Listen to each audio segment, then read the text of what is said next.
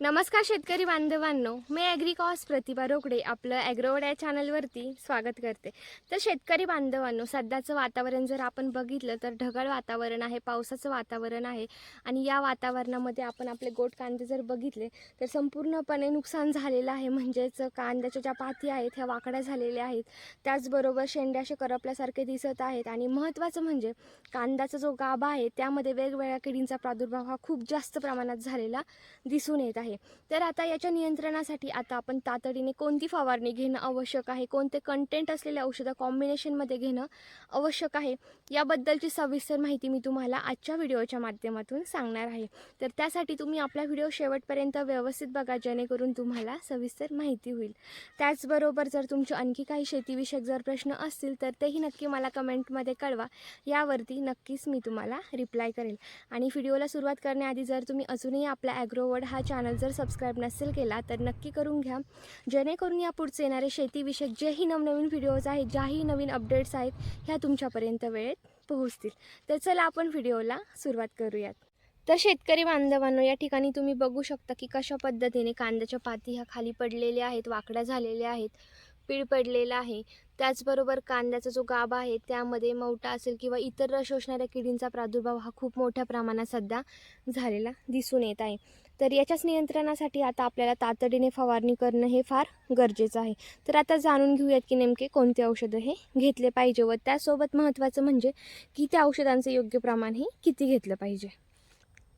तर शेतकरी बांधवांनो, या फवारणीमध्ये आपल्याला एक कीटकनाशक घ्यायचं आहे, एक बुरशीनाशक घ्यायचं आहे व त्यासोबत आपल्या कांद्याच्या पाती ह्या सरळ होण्यासाठी, कांद्याच्या पातींची चांगली जाडी होण्यासाठी आपल्याला यामध्ये एक पावडरचाही वापर करायचा आहे. तर नेमकी आता ते कोणते औषध आहे, कोणत्या कंपन्यांचे औषध आहे हे आपण सविस्तर जाणून घेऊयात. तर सर्वात अगोदर आपल्याला बुरशीनाशकमध्ये शेतकरी बांधवांनो सिजंटा कंपनीचं फॉलिक गोल्ड या नावाचं जे औषध उपलब्ध आहे हे आपल्याला घ्यायचं आहे.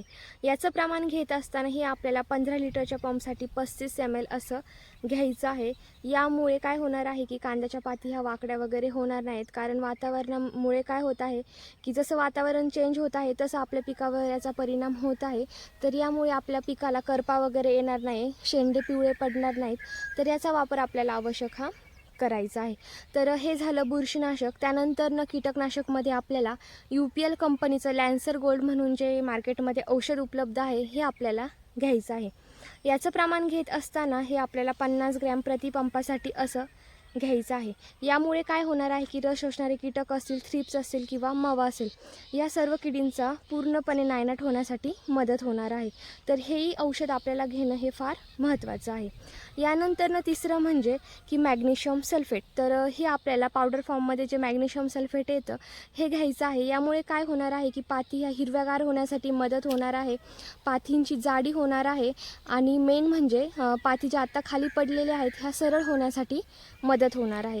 तर मॅग्नेशियम सल्फेटचाही वापर आपल्याला या फवारणीमध्ये आवश्यक करायचं आहे. तर आता मॅग्नेशियम सल्फेट घेत असताना याचं प्रमाण हे आपल्याला प्रतिपंपासाठी म्हणजेच 15 लिटरच्या पंपसाठी 30 ग्रॅम असं घ्यायचं आहे. तर आता तुम्हाला सिजंटा कंपनीचा फॉलिगोल्ड घ्यायचा आहे, प्लस त्यामध्ये UPL कंपनीचं लॅन्सर गोल्ड घ्यायचं आहे, प्लस त्यामध्ये मॅग्नेशियम सल्फेट जे चिलेटेड फॉर्ममध्ये येतं, जे पावडर फॉर्ममध्ये येतं, याचा वापर आपल्याला आवश्यक हा करायचा आहे. यामुळे 100% पूर्णपणे प्लॉट हिरवागार होण्यासाठी मदत होणार आहे. त्याचबरोबर पाती ज्या पिवळ्या पडत चाललेल्या आहेत, शेंडे जे करपत आहेत, यांचं संपूर्णपणे नियंत्रण होणार आहे. तर शेतकरी बांधवांनो, व्हिडिओ पूर्ण बघितल्याबद्दल मनापासून धन्यवाद. असंच आपल्या चॅनलला कनेक्ट राहा. त्याचबरोबर जर तुमचे आणखी काही शेतीविषयक जर प्रश्न असतील तर तेही नक्की मला कमेंटमध्ये कळवा. यावरती नक्कीच मी तुम्हाला रिप्लाय करेल.